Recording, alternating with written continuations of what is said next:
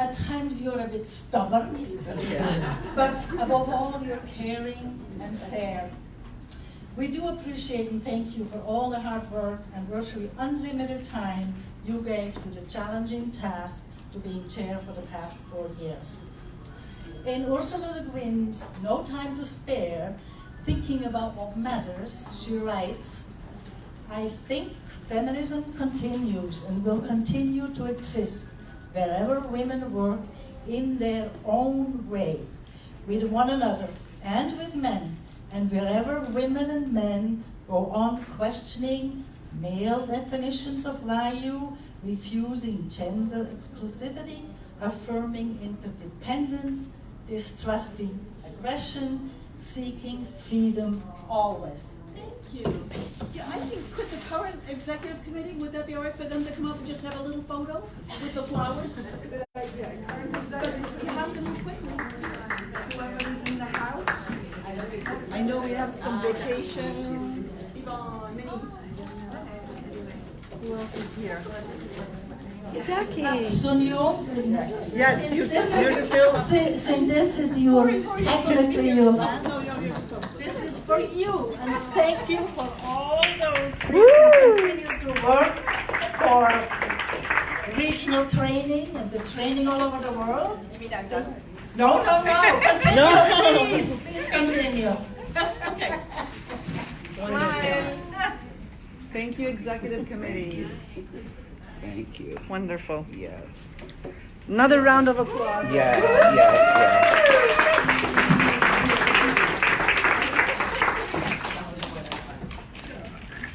All right.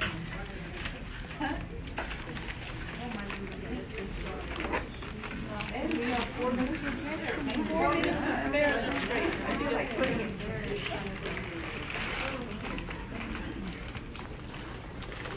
Do you want to sit in the pavilion? No, I don't want to sit in the pavilion. Yes. Yes. Yes. Yeah. Do you want to speak here or do you want to? I think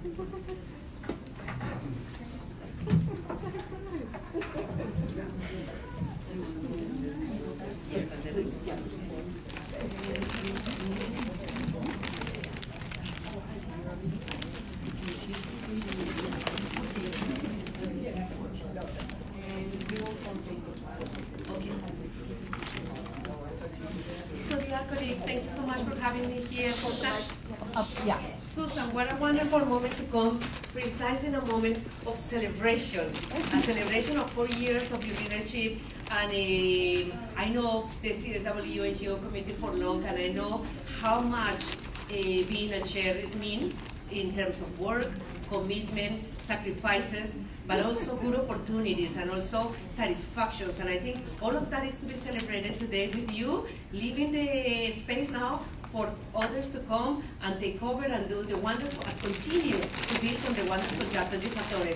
So thank you for all what you have done to us. And this is exactly why I wanted to start by the last slide. I don't want to start at the beginning because if there is something that has taken us to here where we are today, is the activism. The activism of women like you who have gone around the world shaking with a flag high up, saying we want equality, and we want equality now, and equality in a substantive way. So we want to be able to vote, but we also want to be elected. We want to raise our children, but we want to go to corporate foundations and be the CEOs. We want to do, it's not to be denied where we are, but we want to do whatever opportunities are in life to live our expectations as any other human being, as in any conditions, in any form, in any way that we may decide. That's the very basic right, and this is exactly what you have worked for, and that will make us extremely happy and extremely proud of be working with you. So I'm Patricia Cortes from Civil Society Division. I have joined the division, I joined the division in January as the coordinator for the Global Forum, and this is why I'm here. But I must say that I've been working with the UN Women before UN Women existed, and friends with Joanne Sandler from very, very many years back. So thank you so much for having me. So this is the last slide, as I was saying. I want to show you only two things. One, the activism. This is on the core of the core principle of the organization of the Beijing+25 commemoration, from the intergovernmental stream of work, but also from the social mobilization stream of work. So we want to do this with civil society, having your advice, counting on your expertise, counting on the work that you do to help us to shape the agenda, to define the priorities, and to help us to mobilize others to join us on the homework that is going to emanate from this effort. And the second one that I want to show you from this slide is generation equality. This generation equality we launched I think a month ago, and it's the reflection of what we want to do with this opportunity, with this global forum opportunity. And it's a generation equality. It speaks of the intergenerational dialogue and a partnership. It speaks about intersectionalities. It speaks about a world in which women and men, girls and boys, the youth, and all of the different ways that they decide to live, have the opportunity to live fully and enjoy the opportunities that life offers. So this is what we are looking forward.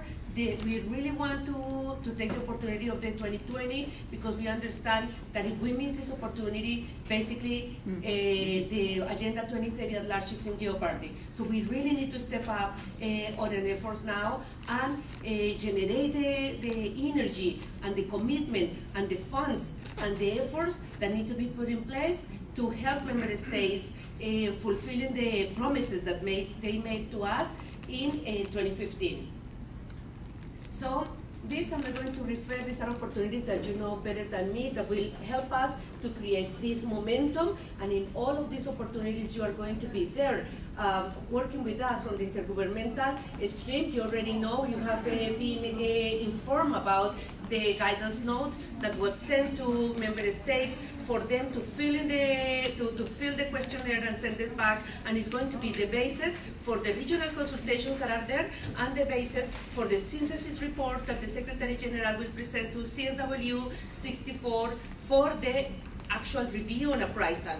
So these are the dates, and what do I want to show you in there is that in all the regions we have been able to mobilize civil society consultations within the intergovernmental consultation or in parallel to the intergovernmental consultation, so to ensure that whatever doesn't come through the national reports is captured at the regional level, and hopefully will be brought to us for the synthesis report in which we are preparing. The other thing that I want to show you here is that already we have been able to mobilize regional consultations, regional meetings with the youth, the new generation of activism, the new generation of feminism that we are working, that are learning from you, being inspired by you, but they have already started the work. They have learned a lot, and they have a lot to contribute, and this is the youth leadership that we are hoping to have in here. And what is this that we are going to build to work for? A roadmap of acceleration of the Beijing Platform for Action. Through what? Through action coalitions. So the whole idea of having a global forum in parallel to the review and appraisal process is that you, civil society, help us to identify critical actions that will detangle achievement in the SDG 5, in the SDG's commitments to gender equality. You help us to see, maybe there are things that are obvious that we know, but maybe there are others that know, that this is the richness of having intersectionality representation in the room, because you would help us, you will help guide us to say, maybe there is the issue of stereotypes, maybe there is the issue of laws, there is the issue of discriminatory practices that are there that we need to tackle specifically. So you will help us to identify those actions, and also to identify who then is the right partner to come along with us and help us to take accelerated action on those specific areas and get some level of achievement by 2025, so to say, to be in the peace that we are on the right track to 2030. So this is what this slide refers about. This is about the outcome of the process that we have initiated in CSW 63. You were there when France and Mexico announced that they were going to do the host space for the global forum. It has changed a little bit. I will tell you about what is the changes, but you knew about this. You knew about this exercise. I just wanted to then emphasize what is the progress from March to today. Well, we have now a roadmap for what we want. We have clarity of the principles, and we have clarity on what is the expectation. We have defined the outcome. So, and we also are more than ever committed to work with civil society on our side. This is the roadmap. This is basically, you already saw it and you can see it on our website. This you know by far. I don't need to stay here, except for the fact that yes, we are in the process. That's when you can see the true streams of work, the intergovernmental and the social mobilization. Because you see, for the national reviews, the regional reviews, we have granted the spaces for civil society to participate. March CSW is your space, and the Global Forum is a civil society driven space. And then we are going to come with the outcome of the Global Forum to the high-level meeting that the General Assembly is going to host in commemoration of the Beijing Fourth World Conference of Women.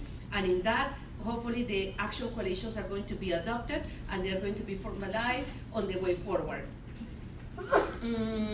So then I'm going to come back to this just to say that the thinking is then that the Global Forum is going to happen in France. It's going to be in July 2020.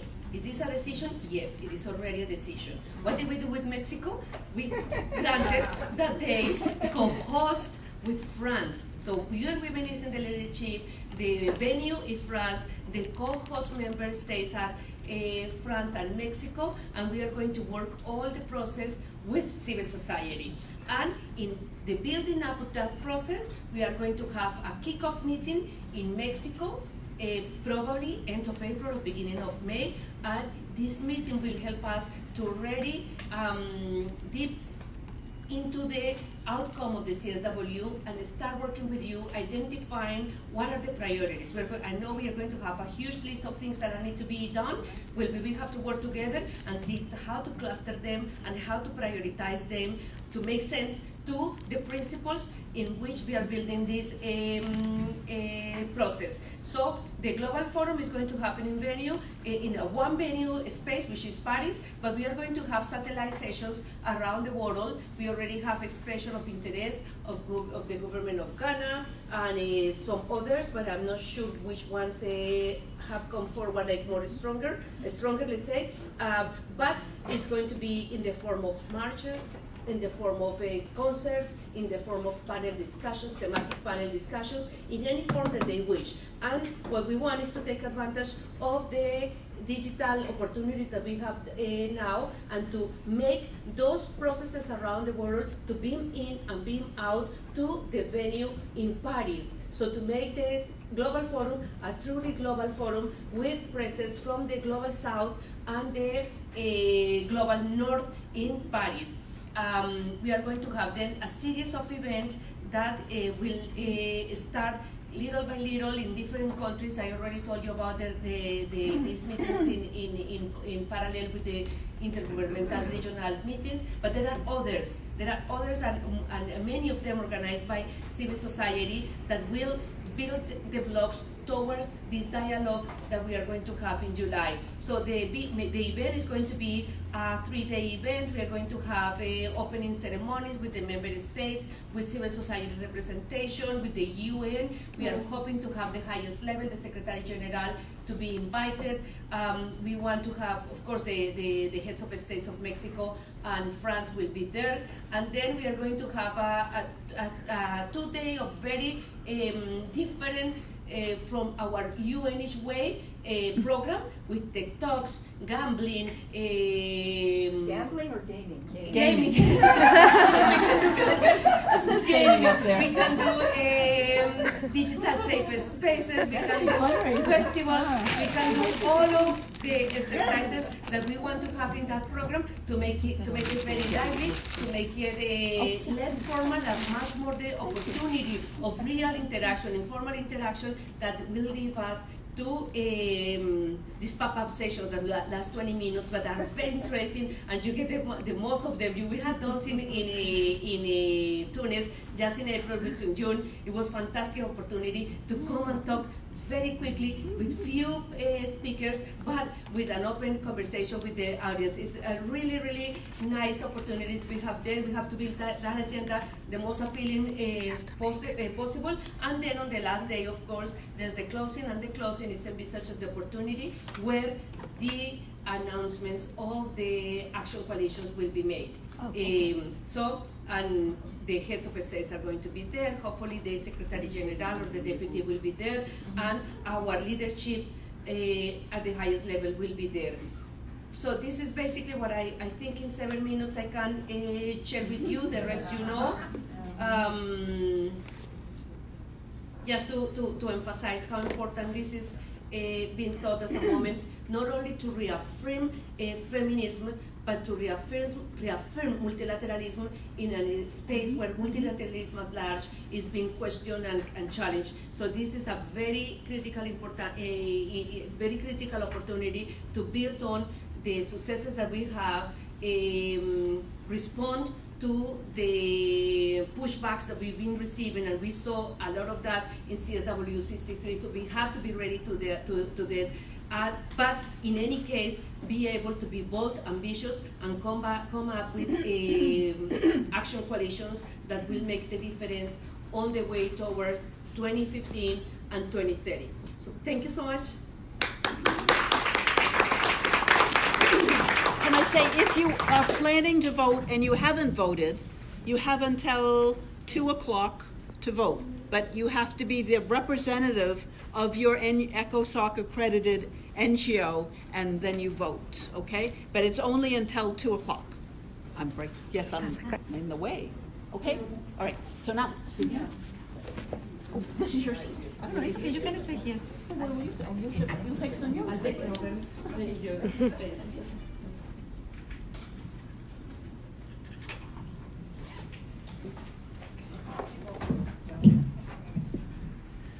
So I was able to attend the Tunis Forum. I don't know if many of you know that I was also one of the organizers of the NGO Forum in Beijing as the liaison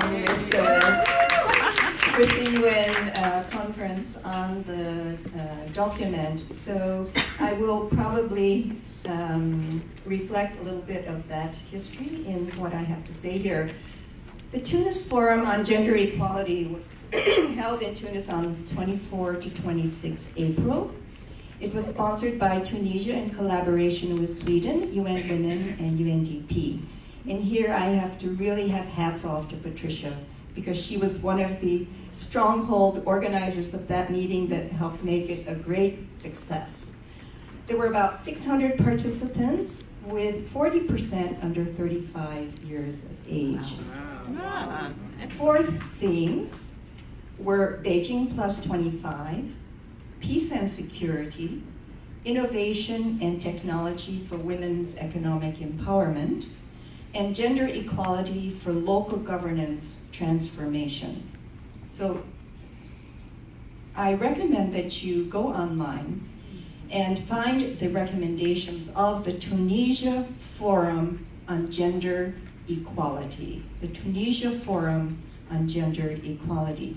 They covered a wide range of topics, but I have to say that the ones that impressed me the most were the ones that connected, that the recommendations that called for greater connection with other, in their language, solidarity movements. The other one, a set of recommendations that were very interesting, were those that involved local governance. There was a strong showing of the Arab MENA region. Parliamentarians on my panel on local governance was the first woman mayor of Tunis, 150 years without a woman mayor, and there she was. And many local officials, and what they were saying is that that meeting was probably the first time that they connected with the UN agenda. Newcomers, women leading at the local level. So imagine what would happen if we brought those women into our process. The youth delegates that I met were very much integrated into this process. The Popup Sessions that were held in these nice little discussion rooms, and they felt that was a great space because there they could really speak freely and openly of their opinions. But I had a number of young people come up to me after panels and ask if I would be their mentor. And it's going to lead to a suggestion that I'm going to leave you with at the end. So let's move now to Vancouver. Months later, 3 to 6 June, with many more people, about 8,000. And who in this room was there? You know, some of you were there. 1, 2, 3, 4. Oh, Marisa, you showed up. So the Women Deliver Conference had some similarity of themes with Tunisia, because there was an emphasis on youth leadership. And in both instances, women's sexual and reproductive health rights were like the bottom line, the non-negotiable beginning of the way we would relate to the SDGs, to climate change, all of that. Another interesting commonality was the emphasis on the rights of LGBTQ groups and intersectionality. Now, we do need to find a better word for that. I think the slogan that we've used in Beijing is helpful, and that was the slogan of unity with diversity. And that brought in all of the different actors and leadership that we need to move the agenda forward. So I was personally happy to see in the Women Deliver Conference a major a shift towards becoming a major feminist gathering in general. So the Women Deliver began as literally women deliver maternal mortality issues, child mortality issues, and the core constituency still remains the health groups, nurses, doctors, and public health people in particular. But it has emerged really with us, with the SDGs, into becoming a place where you would connect these issues of women's health with a healthy city, a safe and healthy city, and with a healthy planet.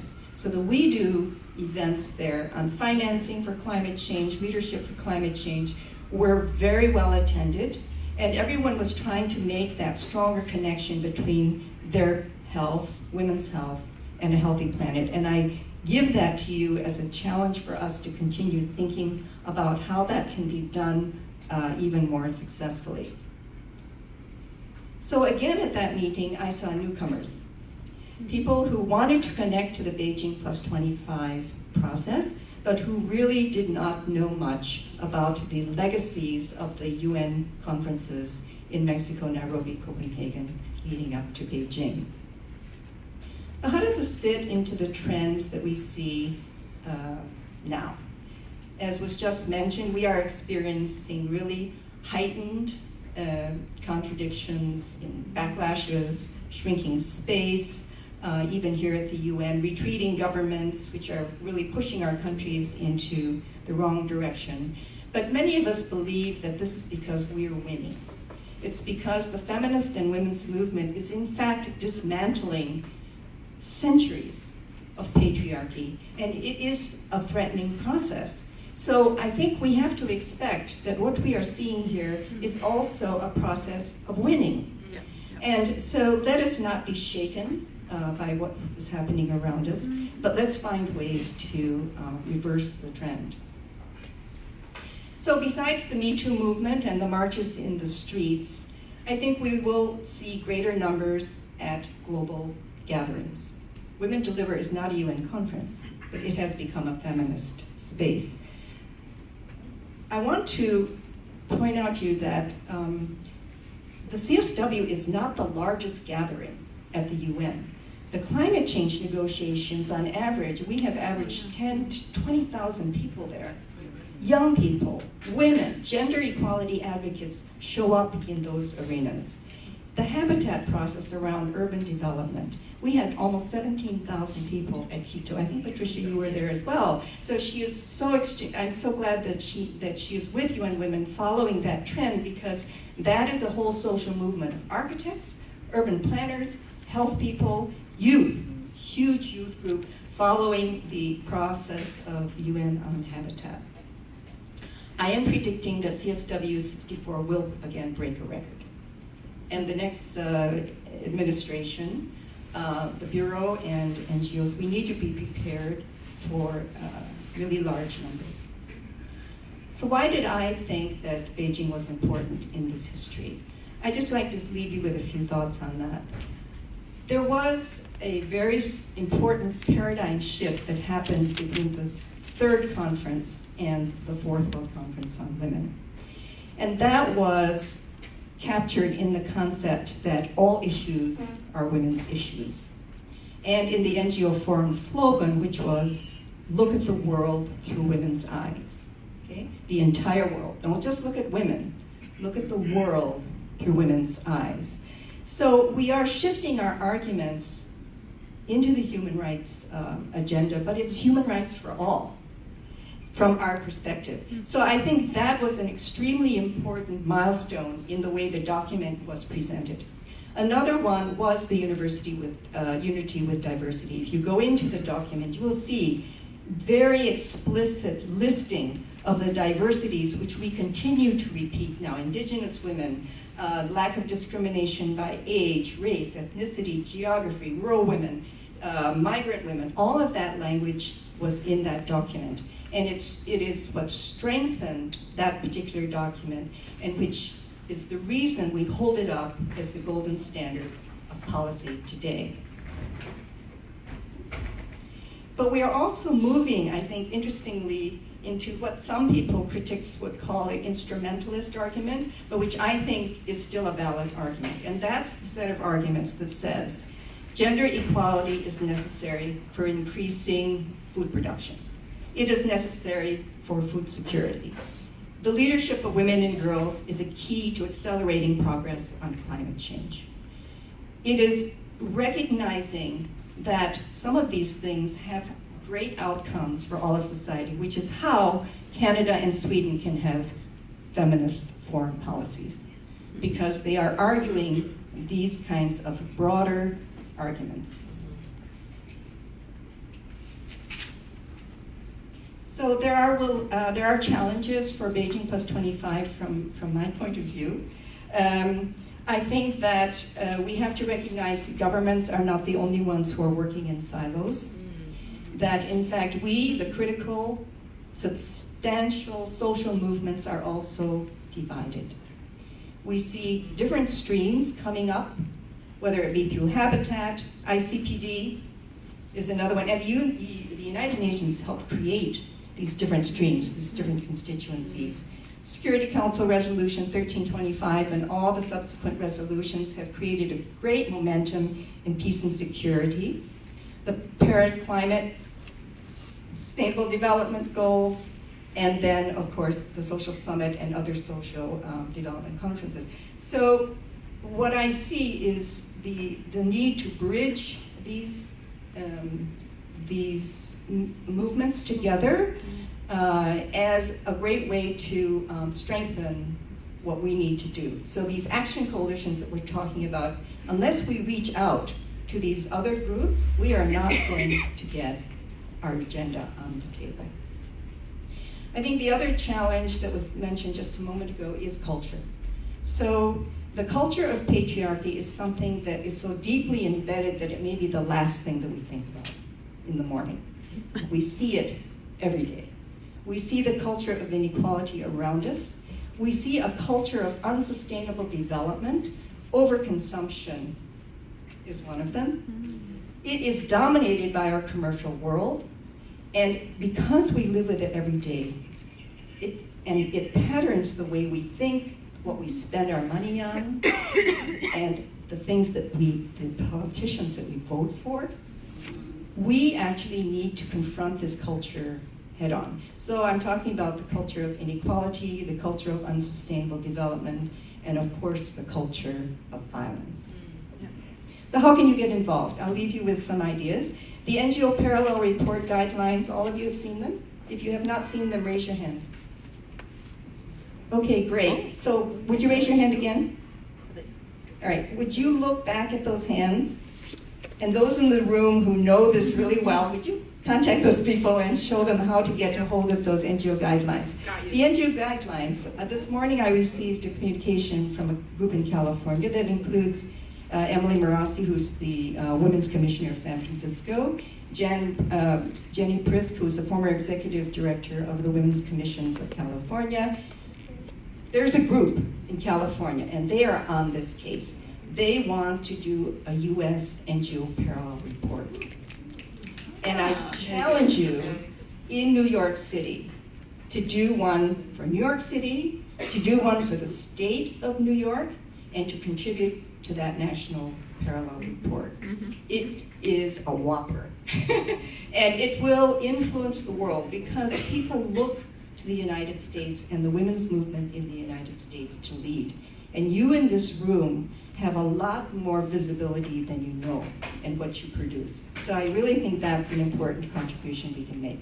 We have 2 online book projects, and NGO CSW is a partner for that. There are flyers in the back. We invite you to take a look at that.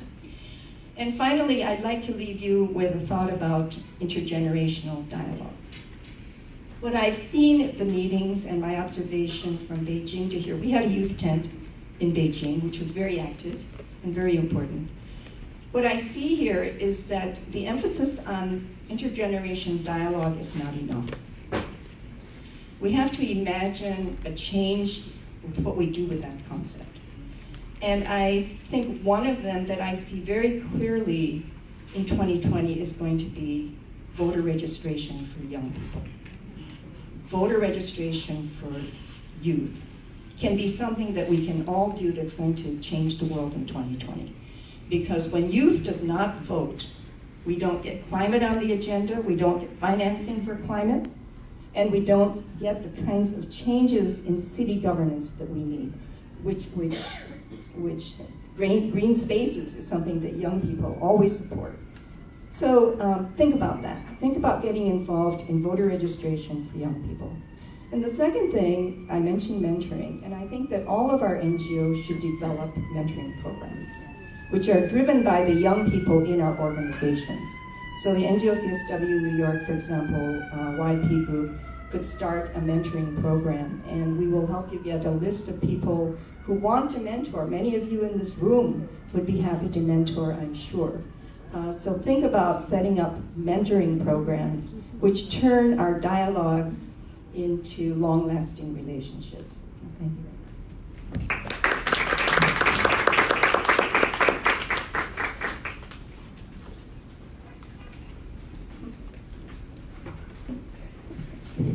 Hi everyone, my name is Marisa, Viana.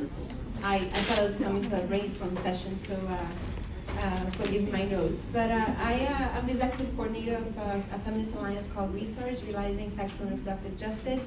And we work, obviously, on sexual and reproductive health and rights. And we have followed this, it's a Global South-led organization and grounded, which means also all of our work comes from the ground up. And in a sense, I want to try to take us away from the global process to see what is happening also at the national level in going to this process, both regional and national, and how that is going to contribute to the global level as well.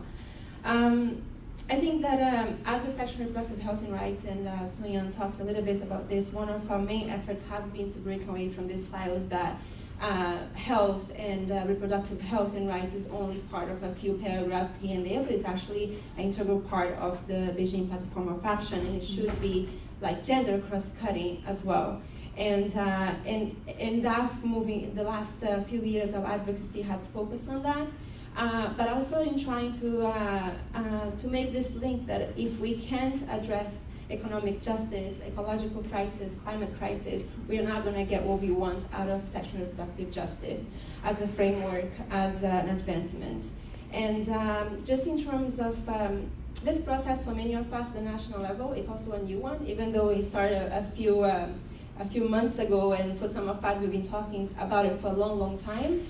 Just in terms of engaging with our governments in reporting, it has been a new process. In many of our countries, RESURJ has members in 15 countries, and in some of our countries, we have not been able to participate in the government national reports, and for some of us, we won't even see those reports until they submit at the global level. And there's a gap on that, because if we are not then writing shadow reports or alternative reports, there's always going to be this gap of continuously, we see our governments making effort, and you see, like, I'm from Brazil, so when my country will report, they will list all of the amazing laws that we have been able to pass over the years. But what is the implementation? What is the accountability for that? And that's why it's so important to be able to have the spaces to engage at the national level, at the local level with the national review, but also, how do these processes result in justice for women, for girls at the national level, at the local level? And how do we bring those voices and those experiences to the regional and global processes that is beyond than just another report? In terms of engagement, as I said, it's a little bit new in the sense that some of us are engaging very directly with the national report. Some of us have engaged more of trying to develop specific guidelines by which we want to see our governments reporting on, and that's the case of our members in Sri Lanka. And then some of us have decided that we don't want to engage in the national report, but we do want to analyze what the national report will look like from a feminist, from an intersectional perspective. And for the regional level, we both engaged at the Africa level and in Latin America. And those two spaces is much more, we're looking much more at reviewing what are the progress in terms of violence against women and the laws that exist at the country level that is going to be then analyzed as a sub-theme in those regional forums. And that is one of the parts that we'll continue to work on in terms of Beijing+25, and looking more strategically in terms of discriminatory practices, discriminatory laws that are still in place when it comes to access sexual and reproductive health and rights, and looking at how do we recenter in this context that we are politically, how do we recenter sexual and reproductive health and rights as part of the Sustainable Development Agenda, as part of it's not only a women's rights issue, it's a sustainable development issue that should be cared by everyone. Doesn't matter if you recognize as part of your culture, it doesn't matter if you start thinking that it's a foreign concept. If you break down of what those terms means, because not necessarily, the issues are necessarily against, if you unpack sexual and reproductive health and rights, we're talking about people's lives, we're talking about health, we're talking about bodily integrity, autonomy, and I feel like we need to start unpacking that. And similar to this term of intersectionality, I don't think we need to find a new term, we need to unpack what that is.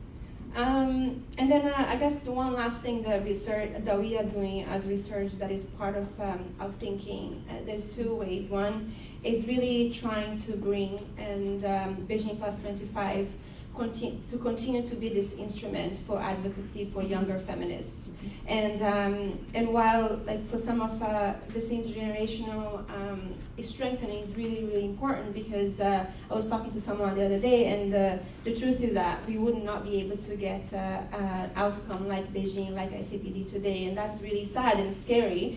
And we need younger feminists, younger advocates to continue to embrace the essence of Beijing, the essence of ICPD, because those are important instruments that we don't have similar ones right now, and I don't think we will in the near future, as sad as it is. And the other part is that as we review the outcomes and the gains of Beijing+25, we're also trying to rethink how do we make demands, and how do we craft our asks in a way that doesn't lead our governments to then, for example, focus on legislating, focusing on criminalizing sexual and reproductive rights violations or gender-based violence without a comprehensive approach in addressing it. And an integral part of RESURJ's work now is to interrogate criminal criminalization and penal policies as the only venue to address rights violation. So what is happening with laws, for example, on female genital mutilation and domestic violence, to what extent those laws that have been passed over the years have resulted in better outcomes for women and girls. And I hope the breakout sessions on health and reproductive rights will also try to bring more of the ideas of how do we shift and how do we recraft our demands with an analysis of what have we gained. And that I also hope that it is a process, I understand, but how do we move then to really centralizing this and what is the accountability in the processes that we're creating right now that we want to see going forward. Thank you. You need a facilitator so you can guide them.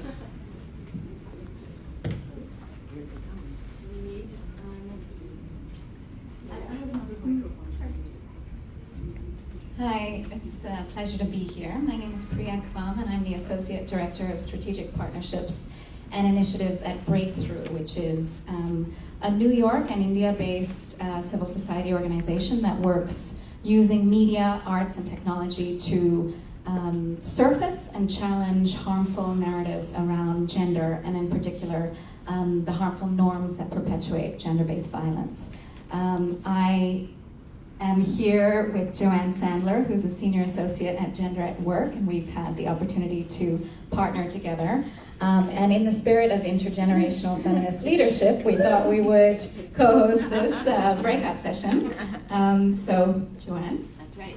And what Priya didn't say is that Gender at Work was started by Priya's mom. So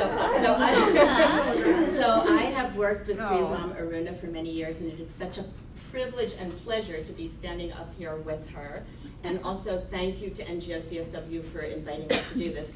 So you've heard a lot, and you've heard inspiring and provocative ideas, and now this is the time to turn back to you, to co-create with each other ideas about how we go forward. So Priya and I have designed a session, and I just want to say what we kind of put out as what we think the purpose of this session is, right? To develop a shared, can you hear? Okay, so that in this room, and we understand this is, as Patricia has said, this is a process that will now happen over many months with hopefully many, many hundreds of thousands of people coming on board. And NGO CSW has a very particular and crucial role to play in this. So this is a moment for us to think about, based on what you've heard, how can we develop and start the process of developing a shared understanding of the most strategic ways that NGO CSW and its partners can support a 25-year Beijing+25 as an inclusive and galvanizing pathway to accelerate progress toward gender equality. Right? So that's what we want to do over the next hour, is to start thinking about what is it that NGO CSW can do that others can't? How do we really build on what we call the collaborative advantage of NGO CSW? It's a lot to ask, so we're going to ask you to be completely creative, undisciplined, chaotic, because ideas come out of that. And so we're going to take you through a process. You're going to be standing up very soon, because everybody here knows sitting is the new smoking, so we don't want to leave you sitting for too long, right? Okay, so I'm going to turn over to Priya. Sure, and I had the privilege of being in a meeting with Patricia and others last week, where we learned more from the UN Women team about the pathway to July 2020, and this idea of the action coalitions is something that is really integral to this process. So we recognize that there have been a lot of ambitious commitments, and there has been a lot of excitement around those commitments, but we've had challenges in the last 25 years in terms of achieving those, and also seeing backsliding.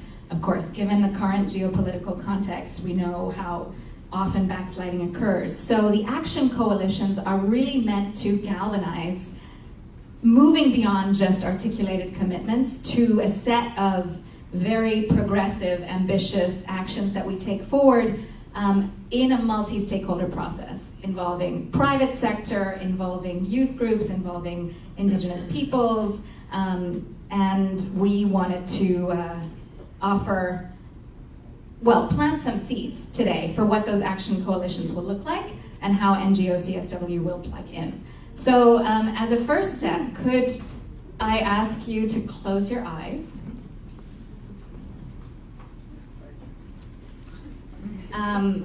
We're all sitting in this room because we have a passion and a commitment, and there were many who came before us who also had that passion and that commitment.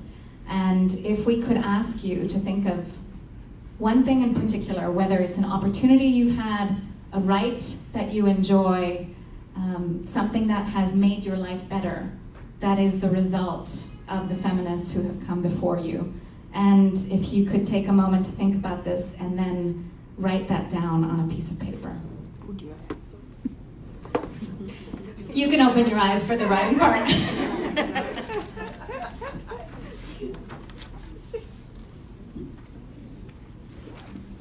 Yes. This little paper, we're trying to talk about saving the earth. Maybe we could talk about it. We could just think. Absolutely. Or put it in the cell phone. You could put it on your cell phone. That's true.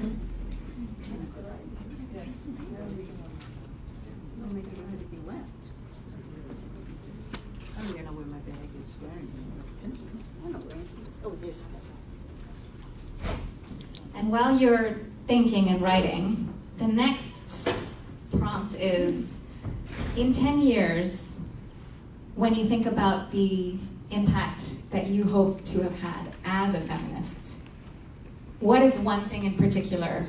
How would you leave your mark if we get to Beijing+25 and beyond, and you feel you have made a contribution that will make the next generation of feminist activism even more powerful?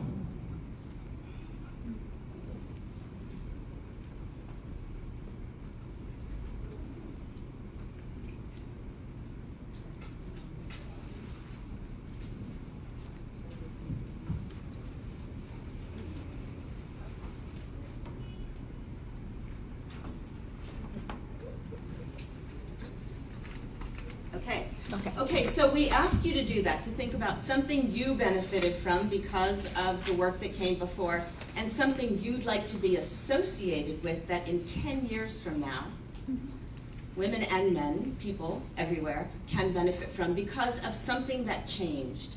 Something that changed because of the work that you've done and the work you're going to do leading up to Beijing +25. So, kind of situating yourself in that place. What we're going to ask you to do now is, as Priya said, and you all know this, right, there's this idea of action coalitions, and the NGO CSW have proposed 6 different themes, right? So we have girls over there, climate, participation in decision-making, peace and security, violence against women, and reproductive health. And then we also have another category. Right, so if you don't feel like you fit into any of those, that's fine, you can go to other. What we'd like you to do is go to whichever sheet resonates for you and to think about, from the Beijing+25 process, and I just want to say, Patricia in her slide talked about what's the outcome of Beijing+25. Accountability and partnerships is one area, right? And that's pretty broad. And we can ground that a little bit as you think about different themes.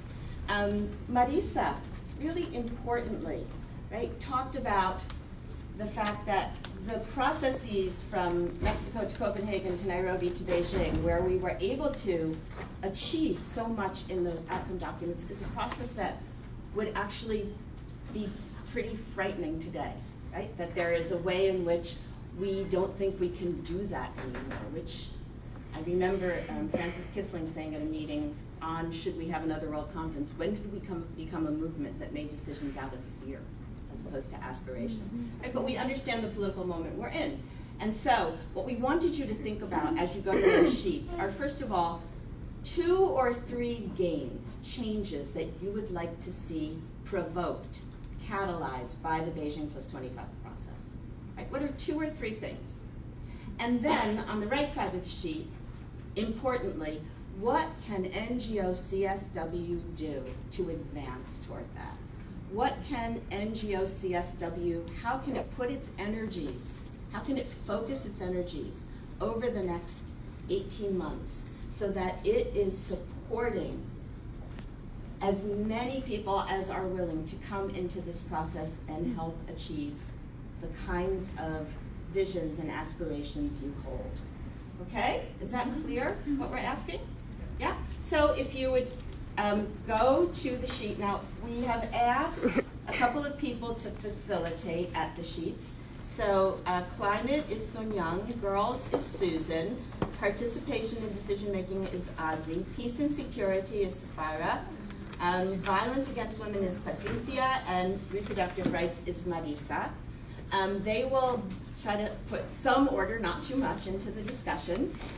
We also hope you have a recorder, and we're going to give you about 15 to 20 minutes to work together and inspire each other.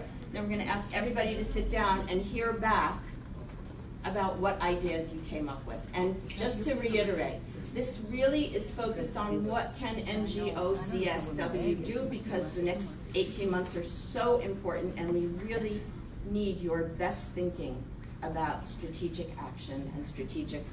So we sort of stand around the... So you stand around your sheet. You can move your sheet if you want.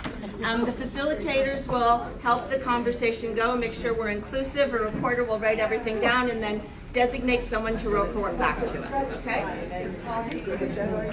Hello everyone, this is Iram. I'm going to take you the sheets and each categories I'll show you, so you can write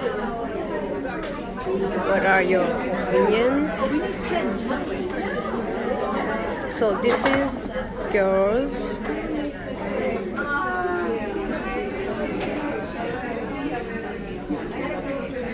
This is the climate section. What do you think?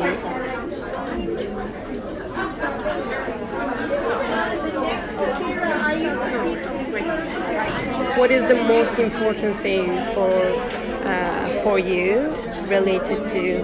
There you go. That's okay. Climate, and what can NGO CSW do? Okay, let's go. Yeah, where are you moving it? Same for the girls. Move it to the other side. You can stay there. You can stay there. Okay, we'll stay here. And the other section, participation in decision-making process, and violence against women, and the other one is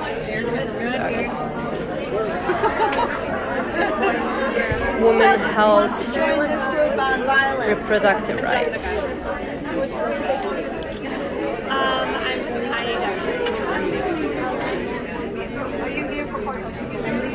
Please share your opinions.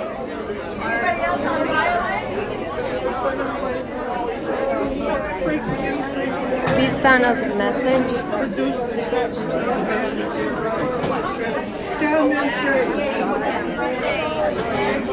Mathematics is important to women.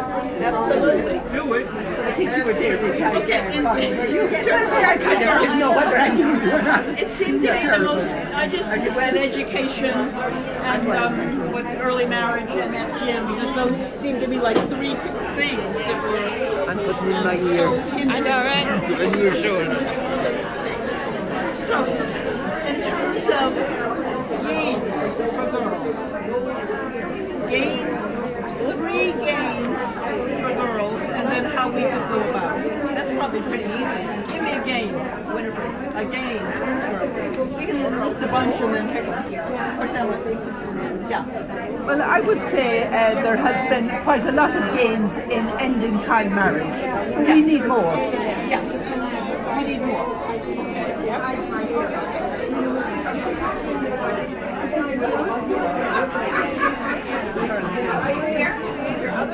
Others.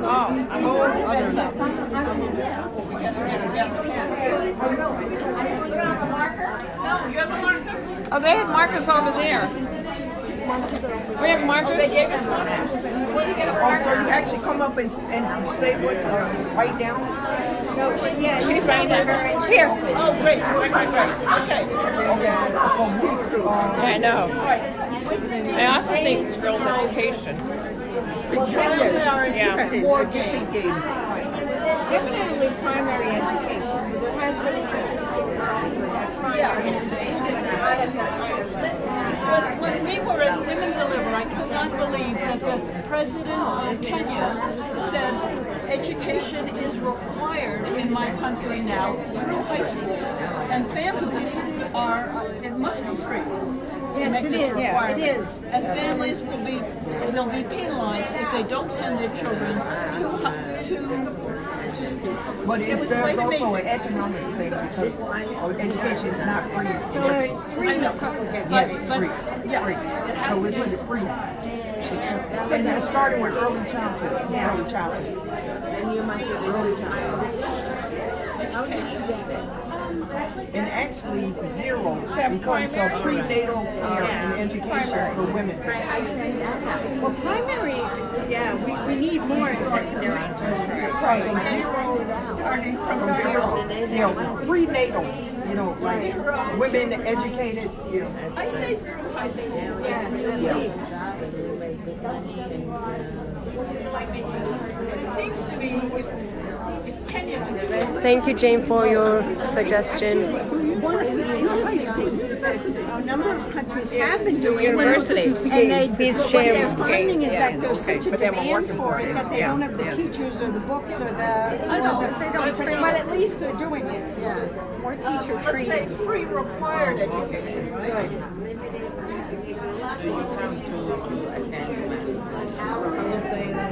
Yes. Good, how are you doing?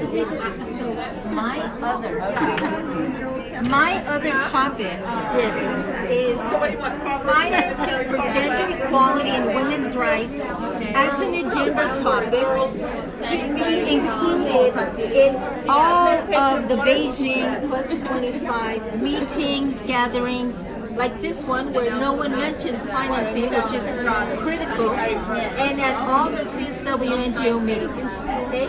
And then a push for a mobilization for the Addis Ababa Action Agenda +5 meeting, which is supposed to happen in 2020. So it's for Addis 2020 meeting on financing for development, which governments are not wanting right now. That's the hope, that's the push. But this is the gains. Did we have this What gains? we want to for We want, next year. yeah, for the, yes. Yes, exactly. Yeah. So what is There are your- some improvements, but it's not enough, and it should be more. Is that what you are saying? Well, And yes, I mean, these I'm are the saying that gains. at this gathering meeting here, not all the topics of women, but the critical ones are mentioned, but Right. this is not mentioned. So this as a topic needs to be a Financing. It needs to be mainstream within our women's feminist movement. This So- is what needs to be mainstream. What specifically can NGO CSW do? I just mentioned inclusion, a breakout group, working groups from now into the Beijing+25, inclusion at the meetings, a push and a mobilization around financing for development +5, review of Addis Ababa, so it's FFD 2020. That's what we want. Right. That's what I'm pushing. Go to girls. I want to say something. Sure.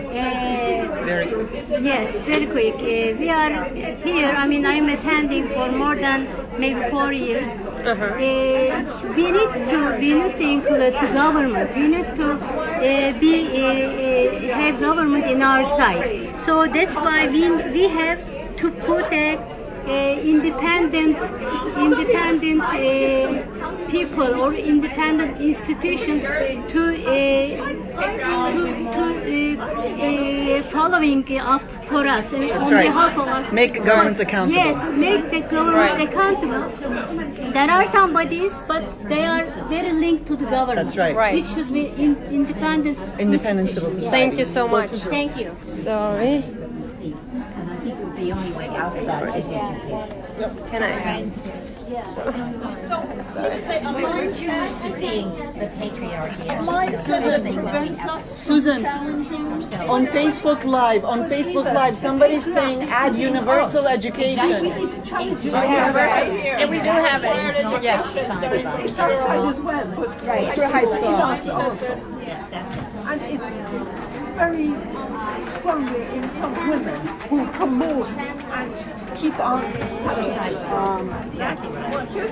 Do you think, Susan,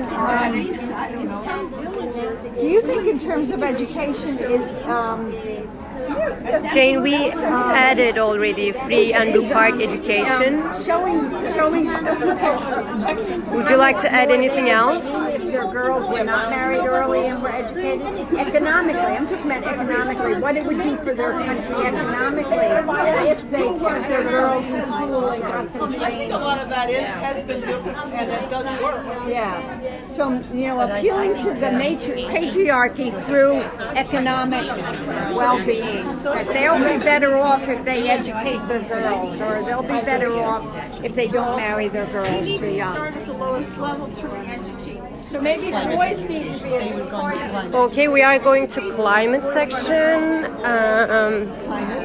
Climate section is here, and let's see what people are discussing here. Facebook Live here. Show them. Facebook Live is here. Hi. But I know that the sensitivity to the results of the doctrine of discovery, and it's a challenge to learn more about that. It's very learnable. And also the stealing, basically, of claiming of indigenous properties for extraction. Oh yes, the mining engine That is huge on involves that. mining, it involves water quality, it Yes. involves the land. I was in a meeting. Do you want to write that down? Hi Selma, this is Irem. I am also from Turkey. If you have any other questions or comments, please leave it. I'm very interested. What would you think about climate? What would you suggest for They can't read as you read them, that's unwritten. And the indigenous, not only the indigenous meeting I was in yesterday said that Latin America is the worst victim of the stealing of natural resources. Of natural resource extraction. Okay, extraction. Let's go to peace and security. Okay, we are going to the peace and security section. If you guys have any questions, please leave This is below. Facebook Live, so if there's any questions, I'll let you guys know. Conflict to be able to get a status and even ask at the regional level, what are the different type of needs that women have in comparison to men? So I will say an understanding of gender needs on times of conflict, and then what we can do Conflict and post-conflict. Conflict and post-conflict. As a separate And so the recommendation for NGO CSW you're about to articulate? I have no idea. We could form a coalition that is to support women in time of conflict. I guess we could raise awareness about it. Host a program partnership with organizations that work on that, and have like a partnership, a coalition. Sophia, one of Making sure it's always a talk. making sure it's always a all of the data and best practice stuff, because most of that is competitive with NGOs, not governments.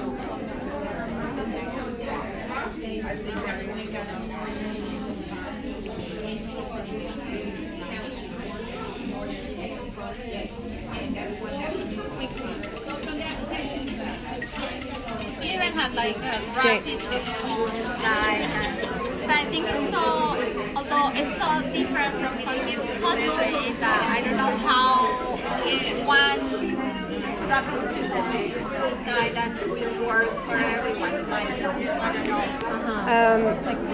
I think Sophia, we have one listener, Jane. She says lobbying for enhancement of food preservation and train women and homestay. Wow. And this is a great contribution.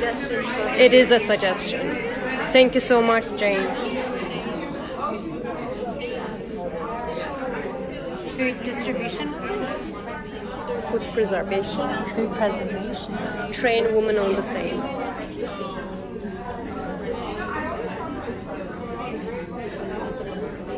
Oh, this is amazing.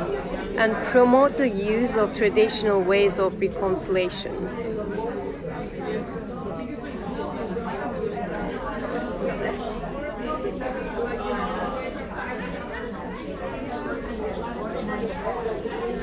Tell everyone. Did everyone hear that? No. So there was a suggestion that came through on Facebook Live as they're listening to us. So this is a suggestion: lobby for food preservation and training of women and promote traditional means of reconciliation. So I guess that's in connection to conflict and post-conflict areas. And then along with the traditional reconciliation, there's a movement now for unarmed civilian protection. So going in with, not with arms blazing, but with unarmed negotiating teams that go into areas of conflict, usually by invitation. Okay, we are going to the violence against women section. Cortes and Yoon women. Okay, everybody, you have And it's led by Patricia from the UN Women. Sorry. Okay. Hello. I would make two quick suggestions. Subset of the previous suggestion.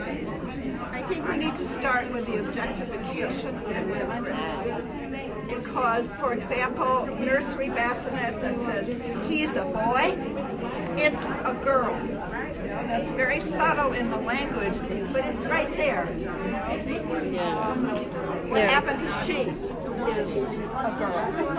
He is a boy. That's automatically separating. So women's objectification in the world is something NGO can really address, and there's tons of issues. Women and Meat by Carol Adams, for example. Animals and women, the subjugation of women and animals, domination of men, and getting more men, not to put you on the spot, involved in this movement, because we need men who care about violence against women. So we need another action. So the action is? Recruit men, and young men in particular. Recruit young men, advocates for gender equality. You can tell the handwriting. Separated the rights of the child, the rights of the girl child, and they separated it. And there are governments that are doing this. This is a very positive way to have gender equality and to promote by having the rights of the girl child separated from the rights I'd like to add some to wrap it all up. This is the. I'd like to say is to encourage curriculum. All right. Because I'm the girls. Each one. So we have women health and. All right, we are going to the women health and reproductive health. Hello, everyone. Sorry, can I pass through? We are on Facebook Live. Sorry. All right. So. I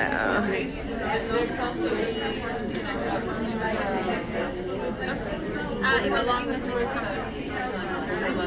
part of this we need to pay attention to menstrual health and normalizing that.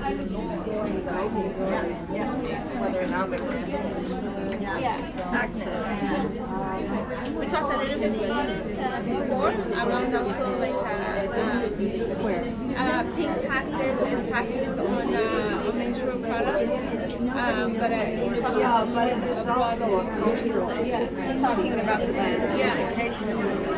So like it's already losing, nobody knows that. So I think that probably is like how to expand access to information on our bodies and sexuality. Well, you're saying people don't make that connection.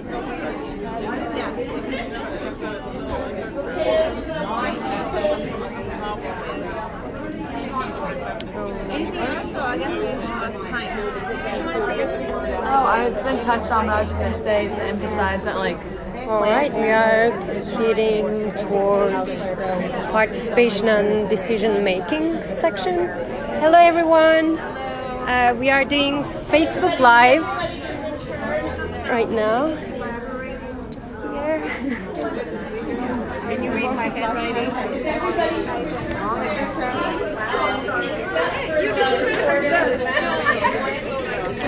Okay, let's see what's being told. Fighting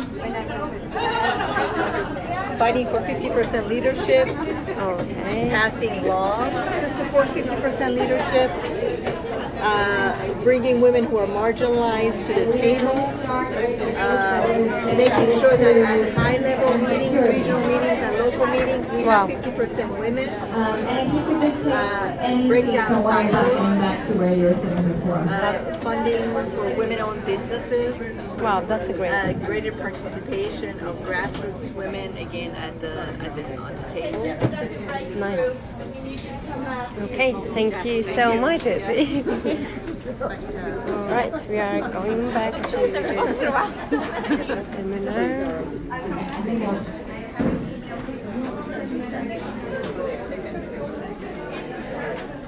Sorry, that was incorrect. We're starting with climate, then going to peace and security.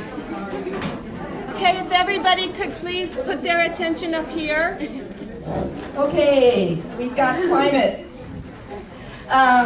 So on the gains, it was very clear that one of the major gains in our lifetimes and in the last 25 years has been data. So we have the Earth Institute at Columbia University producing data. We have the UNFCCC process within the UN producing data. And what does that result in? That results in a sense of extreme urgency. We now know that we need to stay below 2 degrees centigrade. We couldn't have said that before the UN started this process. It's also raised awareness among youth. And within that, we're getting more and more data that it is impacting very vulnerable, ecologically vulnerable groups of women. So that women are in the food security ecology, they're in the water and energy nexus, and so we're beginning to see a portrait of how gender actually works in climate, and that is a gain. There is policy support that has come from the UN process, which is very strong, not only at national level, but the U.S. Mayors Network has rallied around the Paris Accord and adopted the targets at city level. So that has a gain. So what can the NGO CSW do?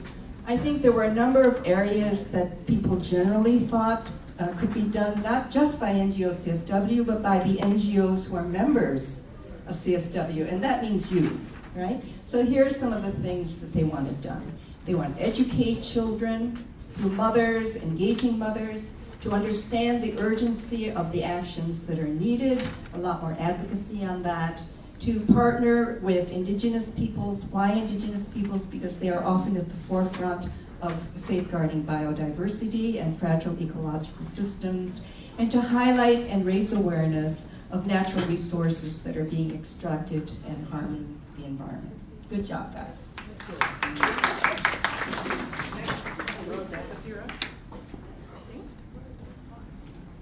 Bit of a tangle of chairs there. So we actually have another activity after this, so if we could try and keep the presentations short and sweet. The next group is peace and security.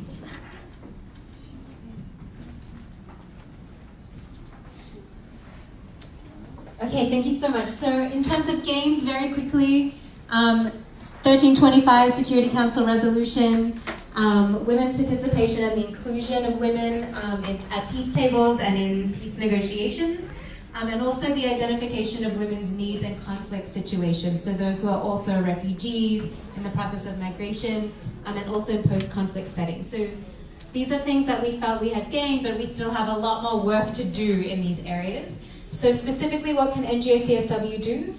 Is call for and raise understanding about meaningful participation of women in peace processes so that it is beyond tokenistic means of participation, and to raise that understanding both within NGO CSW and beyond. We want to raise understanding by holding meetings, making sure we have a set of talking points that we can raise in many different spaces around the specific needs of women in conflict, to lobby for things like food preservation, the training of women, promoting traditional means of reconciliation, unarmed civilian protection, to be very conscious of sexual violence in conflict zones, to help national policy and programs be strengthened, but also to do an analysis of root causes of conflict in the first place and how inequalities perpetuate these conflicts. And also to make sure that NGO CSW continues to be a space for intersectionality, and that we are an open space for diverse views, organizations, voices to be heard, and to build partnerships beyond these spaces that we're creating, to build partnerships with other organizations that are doing this work. So that was very quickly the peace and security. Thank you. That's excellent. Something that is really exciting about the Beijing+25 process is hopefully that we will not only be setting our ambition really high, but that we will be securing resources that are also ambitious. And so we'll move beyond having ambitious commitments where we struggle with follow-through. So we would invite you also to think not only about the gains that we've made since 1995, but also beyond 2020, where we could go if we had enough political will and if we had enough funding to achieve those goals. So which group would like to go next? How about... You want me next? How about girls? Susan? Girls, yeah. Girls. Okay, this was on girls, and then I had like a parentheses with FGM and early marriage, whatever the third thing was. I don't remember. Anyway, education. Education, of course. Okay, so in terms of the three things, the three gains, the most important one definitely was free, required education for all, starting from zero. They wanted even prenatal education, yeah, through high school, and that is required. And we gave the example of Kenya, that is now, at least according to the president of Kenya at the Women Deliver Conference, that is happening in Kenya. So. And in out of group. And where? What? In out of country. Yeah. Right, but this is free and it's required, it's for all. That is amazing, because education is the basis, it seems. And of course, along with that education, you have to have good bathrooms, with sanitary bathrooms, and so that women, so girls go to school while they're menstruating. Yeah. Then another one, this was felt very strongly, was the mindset that keeps us from combating patriarchy. Or change our mindset about patriarchy, and that needs a lot of thought and a lot of education, because we are raised in a certain way and we don't move beyond that. All right. Then we had, that boys should be educated against patriarchy too. Right? And then, what was our third one? We had a bunch of other ones, like advocating sports for girls and how that can really push back against patriarchy. It's marvelously liberating. I speak from a grandmother's perspective on that one. And then, this is good. Educate religious leaders on gender equality. That's right. Okay, now how could we do all of this? We had a couple of ideas. I've always had trouble thinking, what can NGO CSW really do to move this agenda? And well, one thing that came up is that maybe we should do a parallel report with New York City, perhaps on girls. Another thing that came up is that, we could gather some decent data. There are a lot of people who have those skills. That would be a useful thing to do.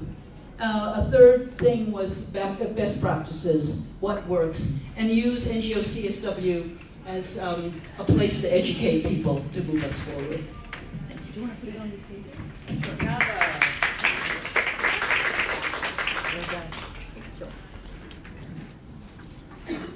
Can I present? Yeah, definitely. That's great.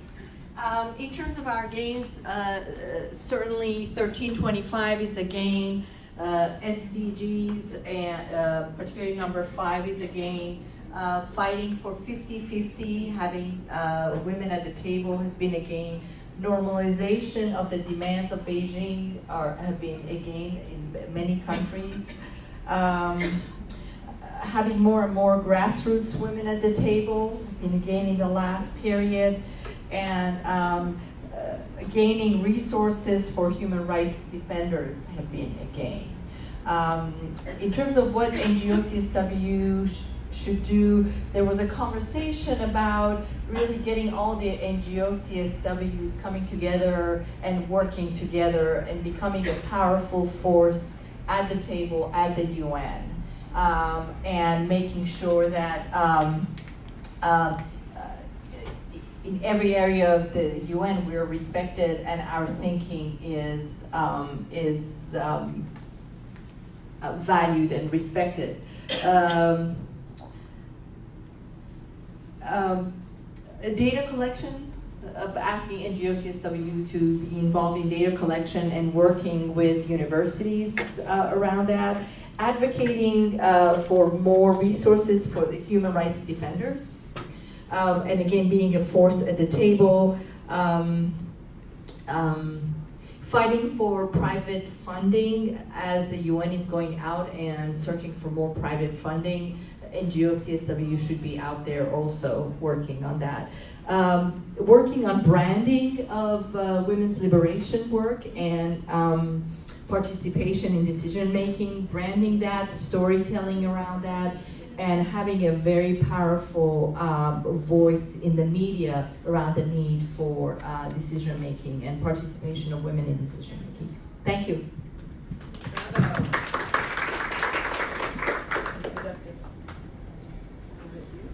Hello. So women health and reproductive rights is perfect piggyback because one of the things that we discussed in our group, to give you guys broad strokes, so I know we don't have much time, was discussing the importance of storytelling and data collection. As one of the games we had here was actually data info, the ability that we have now to share so much information broadly, via, sorry guys, am I too far? Via social media, digital content to share information broadly. So that was one of the games that we had. We have also here protecting the ACA, and strides that have been made regarding girls' education. So in terms of what can NGO CSW do, we talk specifically about engaging with youth on abortion rights, a lot of support around, destigmatizing abortion, periods. In terms of the financing, the taxes around sanitation products. Also, supporting, taking a stand on trafficking is a huge piece. Supporting Planned Parenthood, and again, access to information, resources, healthcare, looking at how we can support women around the world on the peace end that who are vulnerable, refugees, looking at how we can support them. And again, education being a huge piece, helping young girls and women understand that they have choice, to help them, to give them the resolve to push through their circumstances. And also mental health as a huge support. Thanks. Who's doing violence against women? Where? Here. You have the paper?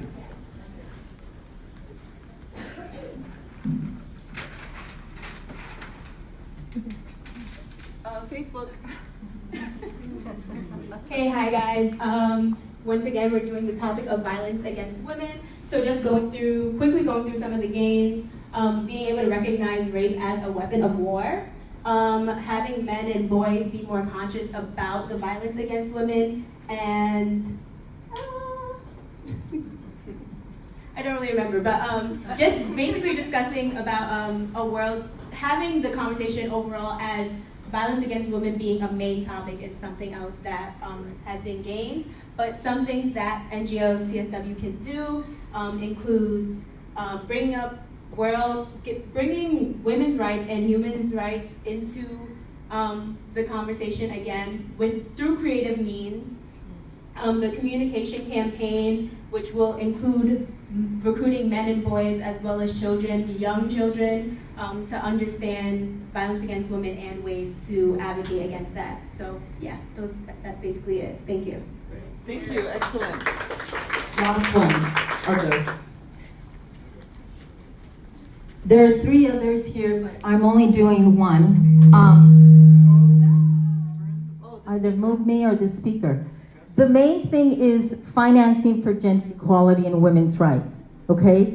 The gains, we've had many gains. We've had analysis on the issues relating to financing for development. We have the Women's Working Group on Financing for Development, of which the Feminist Task Force is one of the co-conveners.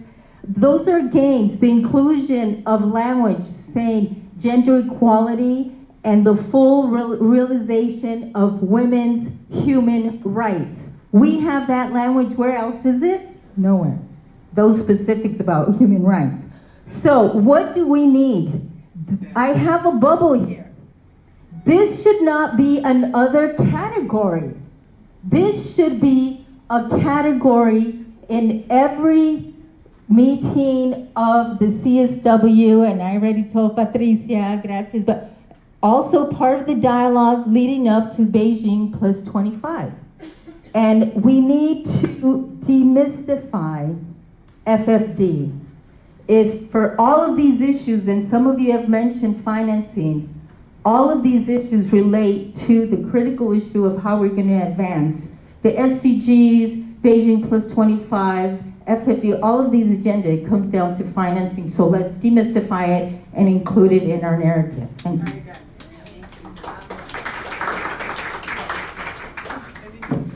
Thanks so much, and we're hoping that at Beijing+25 we'll have... Can I say my part? Oh yes, of course. We have 2 other sections for other, right? Yes. In fact, yes. We proposed the independent body to review communication with the government. So, you know, there are several bodies, but all of them are somehow related with the government. So, in order to make it effective and efficient, working with the independent women's NGOs, I think we need an independent body. How can we do it? We are, in fact, I'm in contacting with the Turkish women NGOs, independent women NGOs. They are in the WhatsApp. They are sending their hi's to everyone. Selma is saying regards to ones who knows her. So we will, Which NGO is that? There is a women coalition. We call it Kadın Coalition, Women Coalition. From Turkey. And in Turkey, all the independent women NGOs are a part of that coalition. I am representing Kırmızı Biber Derneği, but we are a part of that coalition, Women Coalition also. We will prepare procedures and policies in order to how to apply this independent body, and we will let you know soon. Thank you. Appreciate it. Thank you. Okay, so you have heard lots of ideas, lots of creative ideas, lots of different ideas in terms of the energy they require, the focus, et cetera, and as always, time is not on our side. And so maybe if anybody has one comment to make on this, anything that came to mind as you listened to everything? Yes, please.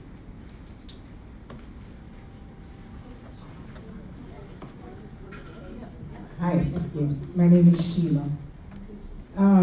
This is all very, very, very interesting. In the lame duck session of the NGO CSW. What came to mind as I listened, and we had a discussion on this, is the bit about women in the leadership positions.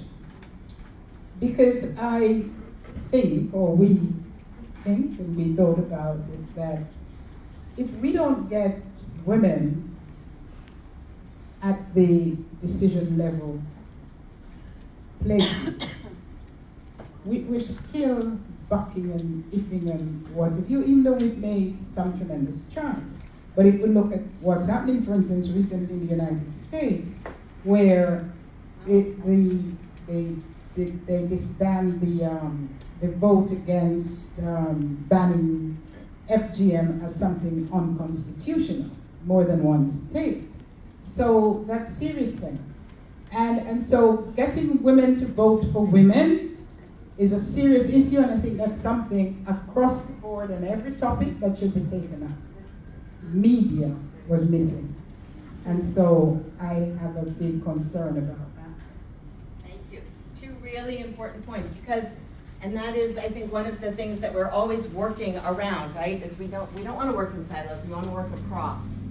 And media and the whole question of representation and leadership and what kind of leadership cuts across all of these, right? So we don't have time to have a long discussion. This is just the beginning of a discussion. We've given you, everybody should have 4 smiley faces. The colors don't mean anything. What's important is that you have 4. And what we're going to ask, since there has been this outpouring of ideas, is before you leave, because I'm going to turn this over now to, I'm not quite sure who, Susan, right? And they're going to be results But of... we didn't get any smileys here.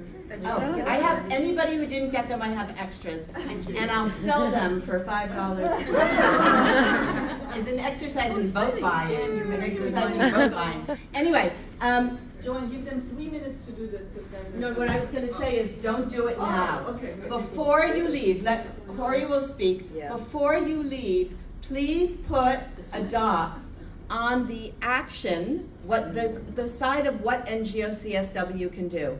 Please put a dot on the things that you feel are absolutely essential for NGO CSW.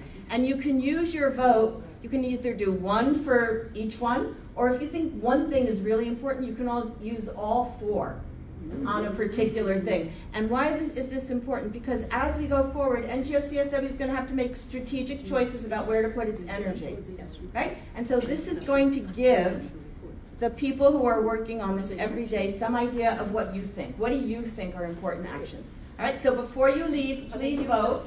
I'll give things, and... Joanne, I want to thank you, and you want to invite the election committee to report? Or should we do our smileys first? No, we do the smileys afterwards. Okay, well, I think I get the results and I announce them according to the bylaws. Do you have any more stickers? Oh, there's Jackie.